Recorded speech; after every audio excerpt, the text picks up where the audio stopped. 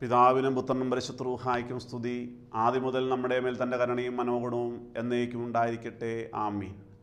ദൈവതിരുനാമത്തിന് മഹത്വമുണ്ടാകട്ടെ. എല്ലാ പ്രിയപ്പെട്ടവർക്കും കർത്താവായ യേശുക്രിസ്തുവിൻ്റെ നാമത്തിൽ എൻ്റെ സ്നേഹവന്ദനം ഏറ്റവും വിനയത്തോടുകൂടി മുന്നമേ അറിയിക്കുന്നു. ദൈവത്തിൻ്റെ വലിയ കൃപയാൽ വീണ്ടും ഒരു പ്രാവശ്യം കൂടി ദൈവവചനം പ്രഘോഷിക്കുവാൻ തക്കവണ്ണം ആയുസ്സും ആരോഗ്യവും തന്നതായ, അനുകൂലമായ സാഹചര്യങ്ങൾ തന്നതായ ദൈവത്തെ മുന്നമേ മഹത്വപ്പെടുത്തിക്കൊണ്ട് ഇന്നത്തെ ധ്യാന ചിന്തയിലേക്ക് പ്രവേശിക്കുമ്പോൾ, അല്പസമയം ദൈവത്തിൻ്റെ വചനം പ്രഘോഷിക്കുവാൻ തക്കവണ്ണം തിരഞ്ഞെടുത്തിരിക്കുന്നതായ വേദഭാഗം ഉൽപ്പത്തി പുസ്തകം 6-ാം അധ്യായം അതിൻ്റെ 5-6 തിരുവചനങ്ങളാണ്.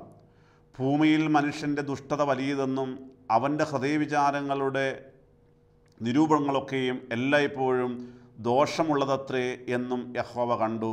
താൻ ഭൂമിയിൽ മനുഷ്യനെ ഉണ്ടാക്കുക കൊണ്ട് യഹോവ അനുതപിച്ചു. അത് അവൻ്റെ ഹൃദയത്തിന് ദുഃഖമായി.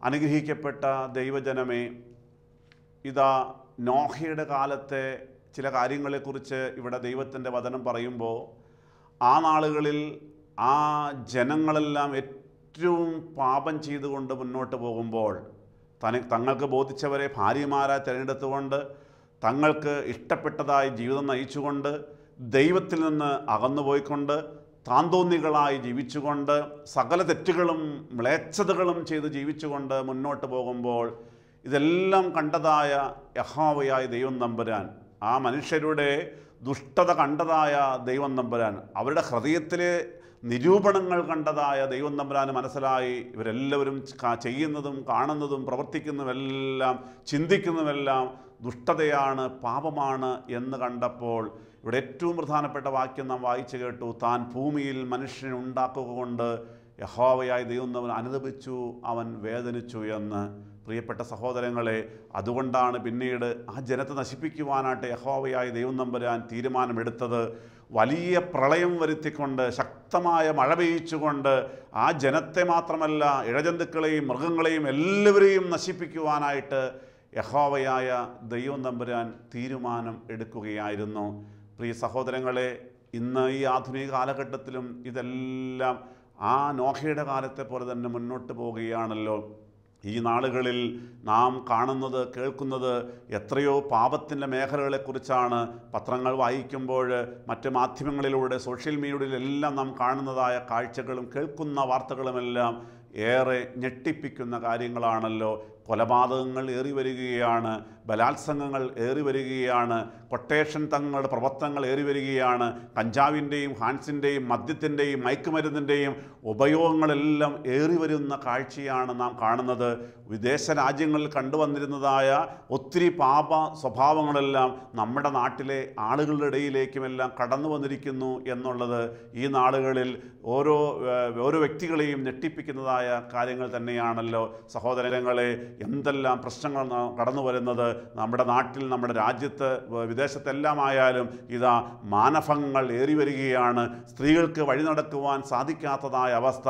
അനേകം ആളുകൾ കാമഭ്രാന്തന്മാരായി മാറിയിരിക്കുന്നു. ഒപ്പം തന്നെ കഴിഞ്ഞ ദിവസം പത്രത്തിൽ വായിച്ചത്, ഒത്തിരി എണ്ണം പറഞ്ഞു, അത് വിട്ടുപോയി പ്രിയപ്പെട്ടവരെ, അനേകം വിവാഹം കഴിച്ച സ്ത്രീകളും ഇതാ ഭർത്താവിനെ ഉപേക്ഷിച്ചുകൊണ്ട് മറ്റ് കാമുകന്മാരോടുകൂടെ ഒളിച്ചോടിപ്പോയ കഥകൾ.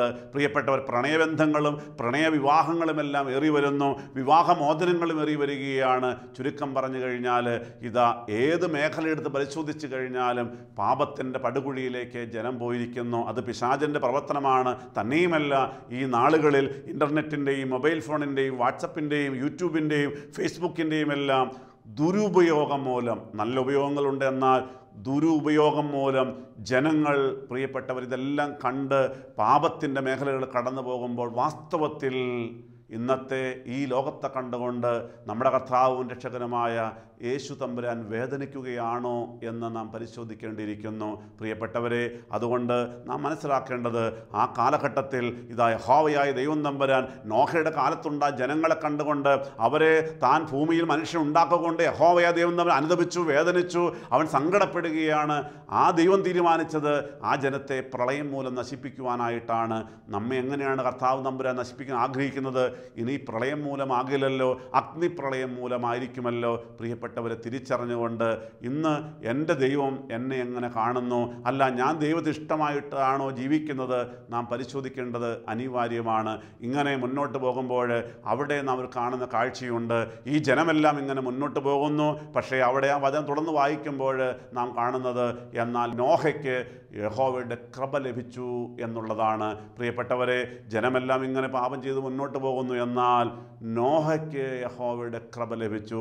പിന്നീട് അതിൻ്റെ 7-ാം വാക്യത്തിലെല്ലാം കടന്നു വരുമ്പോൾ അവിടെ ഇങ്ങനെയാണ് വായിക്കുന്നത്. നോഹയുടെ വംശപാരമ്പര്യത്തെക്കുറിച്ച് അവിടെ പഠിക്കുമ്പോൾ അവിടെ 9-ാം വാക്യം പറയുന്നു. ഉൽപ്പത്തി പുസ്തകം 6:9 പറയുകയാണ്, നോഹയുടെ വംശപാരമ്പര്യം എന്തെന്നാൽ നോഹ നീതിമാനും തൻ്റെ തലമുറ നിഷ്കളങ്കനുമായിരുന്നു, നോഹ ദൈവത്തോടു കൂടെ നടന്നു എന്ന്. ദൈവതിരുനാമത്തിന് മഹത്വമുണ്ടാകട്ടെ. നോഹ മറ്റുള്ള ആളുകളെപ്പോലെ ആയിരുന്നില്ല, അവൻ നീതിമാനായിരുന്നു, തൻ്റെ തലമുറ നിഷ്കളങ്കനായിരുന്നു. പോരാ, നോഹ ദൈവത്തോടു കൂടെ നടന്നു. ദൈവത്തോടു കൂടെ നടക്കുക എന്നതുകൊണ്ട് എന്താണ് നാം മനസ്സിലാക്കേണ്ടത്? ആമോസ് പ്രവാചകന്റെ പുസ്തകം 3-ാം അധ്യായം 3-ാം വാക്യം വായിക്കുന്നു, 2 പേർ തമ്മിൽ ഒത്തിട്ടല്ലാതെ ഒരുമിച്ച് നടക്കുവാൻ സാധിക്കുമോ എന്ന്. സഹോദരങ്ങളെ, 2 പേർ തമ്മിൽ ഒത്തിട്ടല്ലാതെ ഒരുമിച്ച് നടക്കുവാൻ സാധിക്കില്ലല്ലോ. നമുക്കറിയാം, ഇതാ ഇന്ന് എന്തുകൊണ്ട് വിവാഹമോചനങ്ങൾ ഏറി വരുന്നു എന്ന് ചോദിച്ചു കഴിഞ്ഞാൽ, ആ ഭർത്താവിനും ഭാര്യയ്ക്കും ഒരേ മനസ്സോടെ ജീവിതത്തിൽ മുന്നോട്ട് പോകുവാനായിട്ട് സാധിക്കുന്നില്ല. ചെറിയ ചെറിയ പ്രശ്നങ്ങളുണ്ടാകുന്നു. അത് വലുതായി വലുതായി മുന്നോട്ട് പോകുമ്പോൾ ഭിന്നത കൂടിക്കൂടി വരികയാണ്. പൊരുത്തപ്പെട്ടു പോകാൻ സാധിക്കുന്നില്ല. ഇതാ 2 പേരും 2 വഴിക്കായി വേർപിരിയുന്ന കാഴ്ച ഇന്ന് ഒത്തിരി സങ്കടമുള്ള കാഴ്ചയായിട്ട് നമ്മുടെ കേരളീയ സമൂഹത്തിൽ കണ്ടുകൊണ്ടിരിക്കുമ്പോൾ, സഹോദരങ്ങളെ, ഇവിടെ വചനം പറയുകയാണ്, 2 പേർ തമ്മിൽ ഒത്തിട്ടല്ലാതെ ഒരുമിച്ച് നടക്കുവാൻ സാധിക്കുമോ? ദൈവത്തോട് കൂടെ നടന്നു എന്ന് നോഹയെക്കുറിച്ച് പറയുമ്പോൾ, ആ നോഹയ്ക്ക് ദൈവത്തിൻ്റെ സ്വഭാവമായിരുന്നു, ആ ദൈവത്തിൻ്റെ ചിന്തയായിരുന്നു. അതുകൊണ്ടാണ് വിശുദ്ധിയോടെ ജീവിക്കുവാൻ സാധിച്ചതുകൊണ്ടാണ് നോഹ ദൈവത്തോടു കൂടെ നടന്നു എന്ന് നാം വായിക്കുന്നത്. നോഹ ആ തലമുറയിൽ നിഷ്കളങ്കനായിരുന്നു, നീതിമാനായിരുന്നു. സഹോദരങ്ങളെ, ഇത് നാം ചിന്തിക്കും, നാം പറയാനുള്ള കാര്യമാണ്. ഞാനിങ്ങനെ ചെയ്തത് മറ്റുള്ളവർ പ്രേരിപ്പിച്ചത് കൊണ്ടാണ്. എനിക്ക് മദ്യം കഴിക്കണമെന്ന് ആഗ്രഹമില്ലായിരുന്നു. എന്നാൽ ഒരു വിവാഹ സൽക്കാരത്തിൽ ഞാൻ പങ്കെടുത്തപ്പോൾ എല്ലാ കൂട്ടുകാരും പറഞ്ഞു, നീ ശകലം കഴിക്കേ, ശകലം കഴിക്കേ. ഞാൻ കഴിക്കുന്നില്ല, ഞാനങ്ങനെ കഴിക്കുന്നില്ല എന്നെല്ലാം പറയുമ്പോൾ അവർ നിർബന്ധിച്ചത് കൊണ്ട് ഞാൻ അല്പം കഴിച്ചു പോയി എന്ന് പറയുന്ന ആളുകൾ അനവധിയാണ്. ഇതുപോലെ തന്നെയാണ് നമ്മുടെ കുഞ്ഞുങ്ങളെല്ലാം കോളേജിലേക്ക് പോകുന്നു, സ്കൂളിലേക്ക് പോകുന്നു. കൂട്ടുകാർ പറയുകയാണ്, ഇത്തിരി കഞ്ചാവ് ടേസ്റ്റ് ചെയ്യുക. അയ്യോ എനിക്ക് വേണ്ട, അല്ലെങ്കിൽ നല്ലതാണ്, ഒരു പ്രാവശ്യം ടേസ്റ്റ് ചെയ്യേ എന്ന് പറഞ്ഞത് കൊണ്ടാണ് ഞാനൊന്ന് ടേസ്റ്റ് ചെയ്ത് പോയത് എന്ന് പറഞ്ഞ കുട്ടികളെ കാണുവാനിടയായി. അതുപോലെ പറയുന്നു, ബോയ് ഫ്രണ്ട് നല്ലതാണ്, ഗേൾ ഫ്രണ്ട് നല്ലതാണ്, എനിക്ക് വേണ്ട, എനിക്കൊന്നും ഇഷ്ടമല്ല, തെറ്റാണ് എന്ന് എനിക്കറിയാം എന്ന് നമ്മുടെ കുഞ്ഞുങ്ങൾ പറഞ്ഞു. പക്ഷേ കൂട്ടുകാർ നിർബന്ധിച്ചു, ഞാനങ്ങ് പെട്ടുപോയി എന്ന് പറഞ്ഞതായ കുഞ്ഞുങ്ങളെയും ഈ നാളുകളിൽ പരിചയപ്പെടുവാനായിട്ട് സാധിച്ചു. സഹോദരങ്ങളെ, എന്നാൽ നാം അങ്ങനെ ജീവിക്കേണ്ടവരാണോ? അല്ല. നാം ദൈവത്തിൻ്റെ മക്കളല്ലേ, നാം അങ്ങനെ ജീവിക്കേണ്ടവരല്ല. മറ്റുള്ളവർ എങ്ങനെ, ഭൂരിപക്ഷ ആളുകൾ എങ്ങനെ പോകുന്നു എന്ന് ചിന്തിച്ചുകൊണ്ടല്ല നമ്മൾ മുന്നോട്ട് പോകേണ്ടത്. ഞാൻ ദൈവത്തിൻ്റെ പൈതലാണ്, ഞാൻ യേശുവിൻ്റെ മകനാണ്, ഞാൻ യേശുവിൻ്റെ മകളാണ്, ഞാൻ ഈ തിന്മയിലേക്ക്, ഞാൻ ഈ തെറ്റിലേക്ക് പോകില്ല എന്നുള്ളതായ ഒരു ബോധ്യം നമുക്കുണ്ടാകണം. പ്രിയപ്പെട്ട സഹോദരങ്ങളെ, നമുക്കതുകൊണ്ട് ഇന്ന് ശുശ്രൂഷയിലൂടെ തീരുമാനമെടുക്കേണ്ടതുണ്ട്. യേശുവേ, എനിക്ക് ആ നോഹയെപ്പോലെ നിഷ്കളങ്കനായി ഒന്ന് ജീവിക്കുവാൻ കൊതിയുണ്ട് കർത്താവേ, നീതിമാനായി ജീവിക്കുവാൻ കൊതിയുണ്ട്.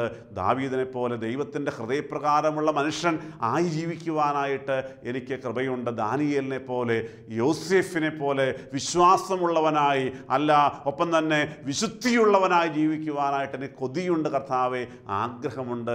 എന്നെ സഹായിക്കണമേ, ആ പിശാചിൻ്റെ കയ്യിൽ നിന്ന് രക്ഷപ്പെടുവാനായിട്ട് എന്നെ സഹായിക്കണമെന്ന് പ്രാർത്ഥിച്ചാൽ നമ്മുടെ ദൈവം മറുപടി നൽകുന്ന ദൈവമാണ്. നാം ആ ഭാഗം മുന്നോട്ട് പോയുമ്പോൾ നോഹയെക്കുറിച്ച് നാം വായിച്ചു കേട്ടുവല്ലോ പ്രിയപ്പെട്ടവരെ. വീണ്ടും അതിന് തുടർന്നുള്ളതായ വാക്യങ്ങളിലൂടെ നാം കാണുന്നത് ഇതാ, നമ്മൾ ആദ്യം വായിച്ചു ഉൽപ്പത്തി പുസ്തകം 6-ാം അധ്യായം 8-ാം വാക്യം വായിക്കുകയാണ്, എന്നാൽ നോഹയ്ക്ക് യഹോവയുടെ കൃപ ലഭിച്ചു. നമ്മൾ മനസ്സിലാക്കേണ്ടത്, ദൈവം തമ്പുരാൻ, യഹോവയായ ദൈവം തമ്പുരാൻ ആ ഭൂമിയിൽ സകല മനുഷ്യരെയും നശിപ്പിക്കുവാനായിട്ട്, മൃഗങ്ങളെയും ജീവജാലങ്ങളെല്ലാം നശിപ്പിക്കുവാനായിട്ട് വലിയ മഴ പെയ്ച്ചുകൊണ്ട് നശിപ്പിക്കുവാൻ തീരുമാനമെടുക്കുമ്പോൾ അവിടെ കാണുകയാണ്. എന്നാൽ നോഹയ്ക്ക് യഹോവയുടെ കൃപ ലഭിച്ചു എന്ന്. എന്തായിരുന്നു നോഹയ്ക്ക് ലഭിച്ചതായ കൃപ?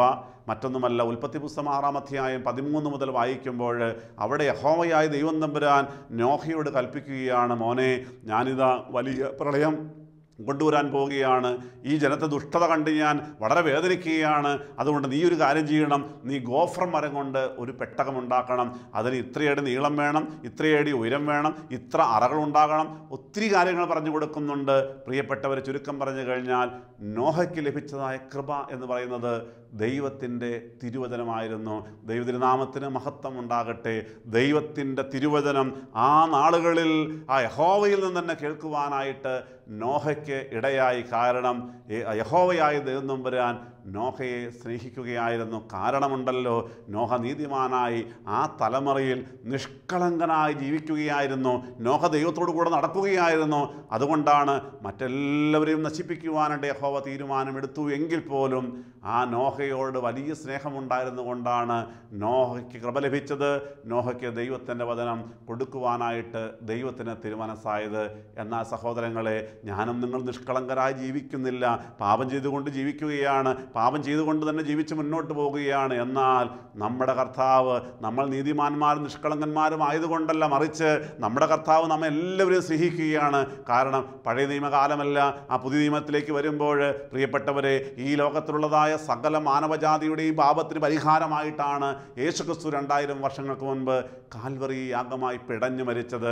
ആ കർത്താവ് തമ്മിൽ ആഗ്രഹിക്കുന്നത് നാം ആരും നശിച്ചു പോകുവാൻ വേണ്ടിയിട്ടല്ല, മറിച്ച് ഓരോ വ്യക്തിയുടെയും ആത്മാവ് സ്വർഗത്തിലേക്ക് പോകുവാനായിട്ടാണ്. അതുകൊണ്ടാണ് ഇന്ന് വീണ്ടും വീണ്ടും ദൈവത്തിൻ്റെ വചനം നമുക്ക് തരുന്നത്. പ്രിയപ്പെട്ടവരെ, ദൈവം നമുക്ക് ആരാധനാലയം തന്നത് അതിനുവേണ്ടിയാണ്. വിശുദ്ധ കൂദാശ തന്നിരിക്കുന്നത് അതിനുവേണ്ടിയാണ്. സഭയെ തന്നിരിക്കുന്നത് അതിനുവേണ്ടിയാണ്. ഓരോ വ്യക്തിയുടെയും ആത്മാവ് സ്വർഗത്തിലേക്ക് കടന്നു ചെല്ലണമെന്നുള്ളത്. അതുകൊണ്ട് നാം പാപം ചെയ്ത് മുന്നോട്ട് പോകുന്നു, പക്ഷേ കർത്താവ് തമ്പുരാൻ നമ്മളെ കൈവിട്ടിട്ടില്ല. പാപത്തെ കർത്താവ് വെറുക്കുന്നവനാണ്, പക്ഷേ പാപിയെ സ്നേഹിക്കുന്നവനാണ്. സഹോദരങ്ങളെ, അതുകൊണ്ട് ഇന്ന് ഈ ശുശ്രൂഷയിലൂടെ ദൈവത്തിൻ്റെ വചനം നമ്മോട് പങ്കുവയ്ക്കുമ്പോൾ കർത്താവ് നമ്മോട് പറയുന്നത്, അന്ന് പറഞ്ഞതുപോലെ, ആ പെട്ടകം പണിയാൻ പറഞ്ഞതുപോലെ, മോനെ മോളെ, ഞാൻ യേശുവാകുന്ന പെട്ടകത്തിൽ നീ കയറ്, നീ വചനം കേട്ടുകൊണ്ടൊന്ന് മനം തിരിഞ്ഞുവ, കർത്താവ് നമ്മോട് പറയുകയാണ്. ഈ നാളുകളിൽ പലരും ചോദിച്ച ഒരു കാര്യമുണ്ട്, എന്തുകൊണ്ടാണ് ചില ആളുകളെല്ലാം പല തെറ്റുകളും ചെയ്തുകൊണ്ട് പരസ്യമായി തന്നെ ചെയ്തുകൊണ്ട് മുന്നോട്ട് പോകുന്ന ആളുകളുണ്ട്. അന്യായ പലിശയ്ക്ക് പണം കൊടുക്കുന്നവരുണ്ട്, പലിശ വാങ്ങിക്കൊണ്ട് ജീവിക്കുന്നവരുണ്ട്, അല്ലെങ്കിൽ മദ്യം വിൽക്കുന്നവരുണ്ട്, അരുതാത്ത ഒത്തിരി കാര്യങ്ങളുമായിട്ട് മുന്നോട്ട് പോകുന്ന ആളുകളുണ്ട്. എന്തുകൊണ്ടാണ് അവർ നശിച്ചു പോകാത്തത്? അവർ വലിയ കൊട്ടാരം പോലുള്ള വീട് താമസിക്കുന്നുണ്ടല്ലോ, വലിയ ആഡംബരമുള്ള വാഹനങ്ങളിലാണ് യാത്ര ചെയ്യുന്നത്, എന്തുകൊണ്ടാണ് തകർന്നു പോകാത്തത്? അല്ല, നാം തന്നെ ചിന്തിക്കാറുണ്ട്, ഞാൻ ചില പാപങ്ങളെല്ലാം ചെയ്ത് രഹസ്യമായിട്ട് ചെയ്തു, മറ്റാരും അറിഞ്ഞില്ല, യേശു അറിഞ്ഞില്ലേ, എന്തുകൊണ്ട് തകർന്നു പോയില്ല എന്ന് ചിന്തിക്കുന്നവരുമുണ്ട്. പ്രിയപ്പെട്ടവരെ, അതിനെല്ലാം ഉത്തരം ബൈബിളിലുണ്ട്. കാരണം വചനം പറയുന്നു, സഭാപ്രസംഗികളുടെ പുസ്തകം 8-ാം അധ്യായം 11-ാം വാക്യം പറയുകയാണ്, ദുഷ്പ്രവൃത്തിക്കുള്ള ശിക്ഷാവധി തൽക്ഷണം നടക്കാത്തത് കൊണ്ട് മനുഷ്യൻ പിന്നെയും കുറ്റം ചെയ്യുവാൻ, തെറ്റ് ചെയ്യുവാനായിട്ട് ധൈര്യപ്പെടുന്നു എന്ന്. ഒരു തെറ്റ് ഒരാൾ ചെയ്തു കഴിഞ്ഞാൽ പെട്ടെന്ന് തന്നെ ആ നിമിഷം തന്നെ അതിന് ശിക്ഷ കൊടുക്കുവാൻ കർത്താവ് തയ്യാറാകുന്നില്ല.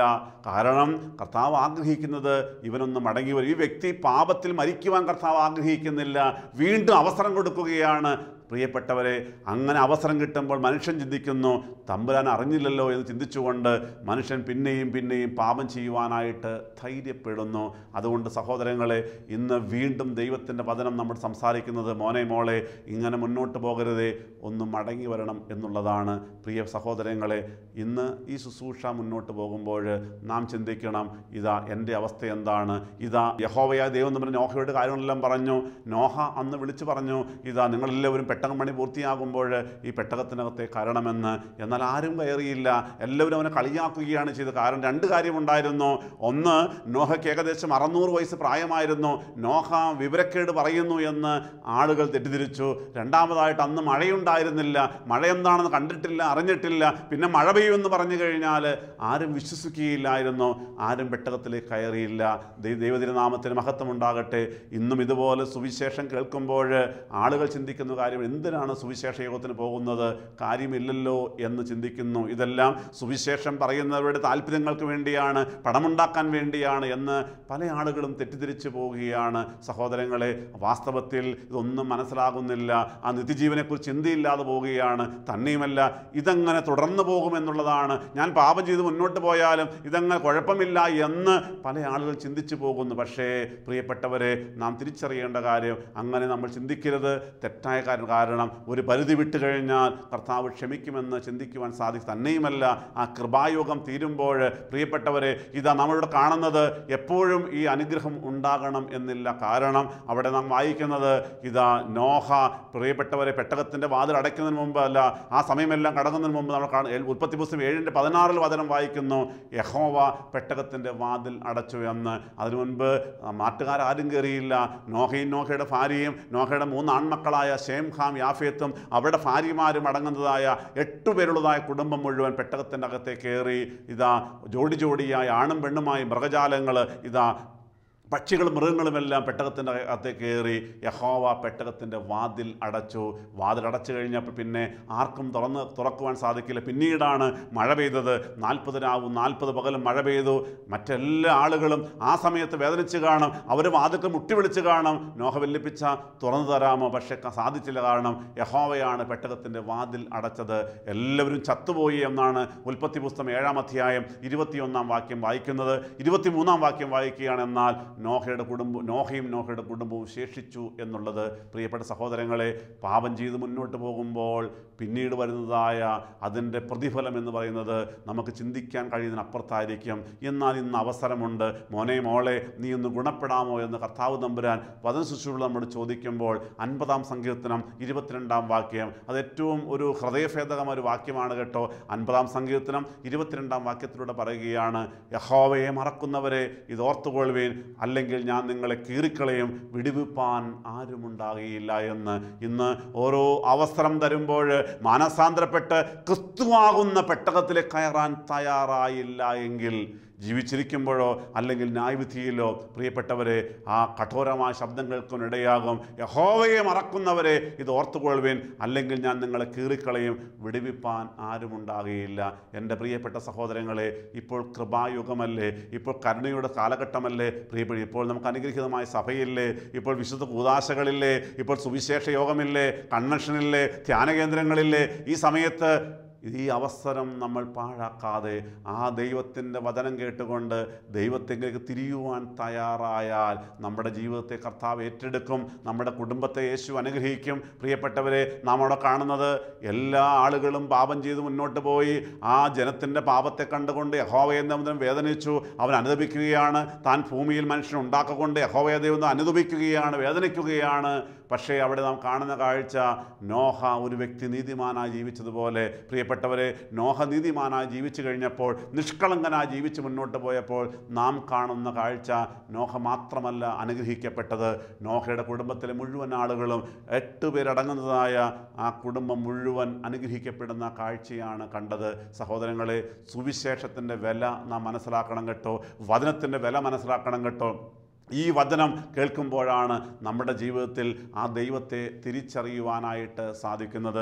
ഞാൻ ആദ്യം പറഞ്ഞതുപോലെ പലരും തള്ളിക്കളയുന്നു. ഈയിടെ ഒരു മനുഷ്യൻ ധ്യാനത്തിന് പോയിട്ട് വന്നു. അദ്ദേഹം പറഞ്ഞു, അച്ഛാ, ഇത്രയും കാലയ്ക്കുമായിട്ട് ആദ്യമായിട്ടാണ് ഒരു ധ്യാനത്തിൽ പോയി സംവദിക്കുവാനായിട്ട് സാധിച്ചത്. ആ സുവിശേഷത്തിൻ്റെ വില എനിക്ക് മനസ്സിലായി. മുൻപ് ഞാൻ പള്ളിയിൽ സുവിശേഷവും നടക്കുമ്പോൾ ഒരിക്കൽ പോലും കടന്നു വന്നിട്ടില്ല.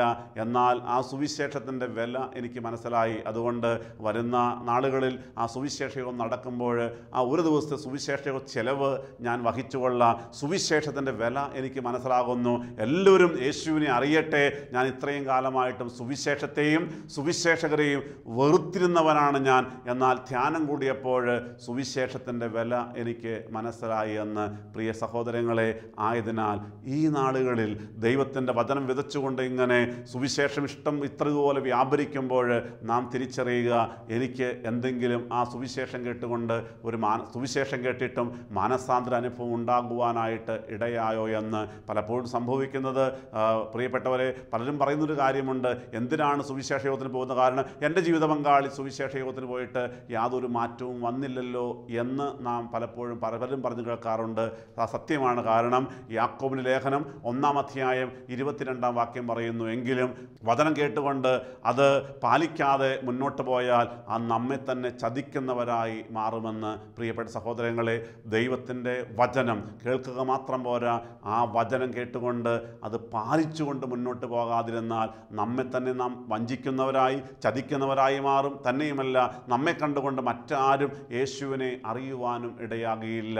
അതുകൊണ്ടൊരു പ്രാവശ്യം കൂടി വചനം കേൾക്കുവാൻ ഇടയായില്ലേ? പാട്ടുകാരൻ പാടുന്നുണ്ട്, ദൈവവചനം ജീവനും ശക്തിയുമാകയാൽ, ദൈവവചനം ജീവനും ശക്തിയുമാകയാൽ, ആത്മരക്ഷയുണ്ടേവനും ഉള്ളത്തിൽ കൈക്കൊണ്ടാൽ, ആത്മരക്ഷയുണ്ടേവനും ഉള്ളത്തിൽ കൈക്കൊണ്ടാൽ, ആത്മമരണം മാറും നീതിയിലവർ വാഴും, ആത്മമരണം മാറും നീതിയിലവർ വാഴും. കേൾക്കുക നാം, കാക്കുക നാം ജീവൻ്റെ വാക്യങ്ങൾ, കേൾക്കുക നാം, കാക്കുക നാം ജീവൻ്റെ വാക്യങ്ങൾ. ഒരു നിമിഷം കൂടി കണ്ണുകളടയ്ക്കാൻ നമുക്ക് പ്രാർത്ഥിക്കാം. കാരുണ്യവാനായ കർത്താവേ, ഇന്ന് ഞങ്ങൾ കേൾപ്പിച്ച പദങ്ങൾക്കായി സ്തോത്രം ചെയ്യുന്നു. നോഹയുടെ കാലത്ത് ജനങ്ങളുടെ ദുഷ്ടത കണ്ടുകൊണ്ട് നിൻ്റെ ഹൃദയം വേദനിച്ചുവല്ലോ, ആ ജനത്തെ നശിപ്പിക്കുവാൻ തീരുമാനമെടുത്തുവല്ലോ. അവർ നശിപ്പിച്ചു. എന്നാൽ നീതിമാനായി നടന്നതായ നോഹയ്ക്ക് നിൻ്റെ കൃപ ലഭിച്ചുവല്ലോ, നിൻ്റെ വചനം കൊടുത്തുവല്ലോ. ഉൽപ്പത്തി പുസ്തകം 6-ാം അധ്യായം 22-ാം വാക്യം ഞങ്ങൾ വായിച്ചു കേൾക്കുകയാണല്ലോ. നോഹ ദൈവം തന്നോട് കൽപ്പിച്ചതൊക്കെയും നോഹ ചെയ്തു, അവൻ അങ്ങനെ തന്നെ ചെയ്തു എന്ന് ഞങ്ങൾക്ക് മനസ്സിലാകുന്നു. കർത്താവേ, കേട്ടതായ വചനം പരിപൂർണമായി വിശ്വസിക്കുവാൻ നോഹയ്ക്ക് സാധിച്ചുവല്ലോ. മഴയുണ്ടായിരുന്നില്ല, മഴ പെയ്യുമെന്ന് നീ പറഞ്ഞപ്പോൾ അത് പരിപൂർണമായി വിശ്വസിക്കുവാൻ നോഹയ്ക്ക് സാധിച്ചു. നോഹ പെട്ടകം പണിതു, ജനങ്ങളോട് വിളിച്ചു പറഞ്ഞു. അതുകൊണ്ട് നോഹയും നോഹയുടെ കുടുംബം രക്ഷപ്പെട്ടുവല്ലോ. കർത്താവെ, ഞങ്ങൾക്ക് മനസ്സിലാകുന്നു, ഞങ്ങൾ പലപ്പോഴും വചനം കേട്ടു, പക്ഷേ വചനം കേട്ട് അനുസരിക്കാതെ, വചനം പാലിക്കാതെ ഞങ്ങൾ മുന്നോട്ട് പോയപ്പോൾ ഞങ്ങൾക്ക് വിശ്വസിക്കുവാൻ സാധിച്ചു. തന്നെയുമല്ല, ഒത്തിരി ആളുകൾ ഞങ്ങളുടെ അവിശ്വാസ നിമിത്തം ഞങ്ങളുടെ ജീവിതത്തിൽ ഒരു മാറ്റം വരാത്തത് കൊണ്ട് പലരും നിന്നെ അറിയാതെ ജീവിക്കുകയാണല്ലോ. കർത്താവെ, ഞങ്ങൾ തീരുമാനമെടുക്കുന്നു, ഇന്ന് ഈ ശുശ്രൂഷയിലൂടെ നിൻ്റെ വചനം കേട്ടു. കർത്താവെ, ഞങ്ങൾ നീതിമാന്മാരായിട്ടല്ല, മറിച്ച് ഞങ്ങൾ ഓരോരുത്തരും സ്നേഹിക്കുന്നുകൊണ്ടാണല്ലോ വീണ്ടും ഒരു പ്രാവശ്യം കൂടി നിൻ്റെ വചനം ഞങ്ങൾക്ക് തന്നത്. ഞങ്ങൾ സന്തോഷമായി കർത്താവെ, ഞങ്ങൾ തീരുമാനമെടുക്കുന്നു, കേട്ട വചനം അനുസരിച്ചുകൊണ്ട് ജീവിക്കുവാനായിട്ട്, വിശ്വാസത്തോടെ ജീവിക്കുവാനായിട്ട്, പാപം കൂടാതെ ജീവിക്കുവാനായിട്ട് ഞങ്ങൾ തീരുമാനമെടുക്കുന്നു. കർത്താവെ, ഞങ്ങളോട് ക്ഷമിക്കണം, ഞങ്ങളോട് പൊറുക്കണം. കർത്താവെ യേശുവെ, എല്ലാവരെയും അനുഗ്രഹിക്കണം. കർത്താവെ, എല്ലാവരും ആ നിത്യജീവൻ അവകാശമാക്കി മുന്നോട്ട് പോകുവാനായിട്ട്, വിശുദ്ധിയോടെ ജീവിക്കുവാൻ തക്കവണ്ണം എല്ലാവരും അനുഗ്രഹിക്കണമേ. രോഗികളെ സൗഖ്യമാക്കണമേ. എല്ലാവരെയും എല്ലാ നന്മകളാലും നിറയ്ക്കുമാറാകണമേ. സകലവും യേശുക്രിസ്തുവിൻ്റെ പൊന്നുനാമത്തിൽ ചോദിക്കുമ്പോൾ പിതാവാം ദൈവമേ, ഞങ്ങളുടെ പ്രാർത്ഥന കേട്ട് ഉത്തരമളി ചെയ്യുമാറാകണമേ. ആമീൻ. ഹല്ലേലൂയ.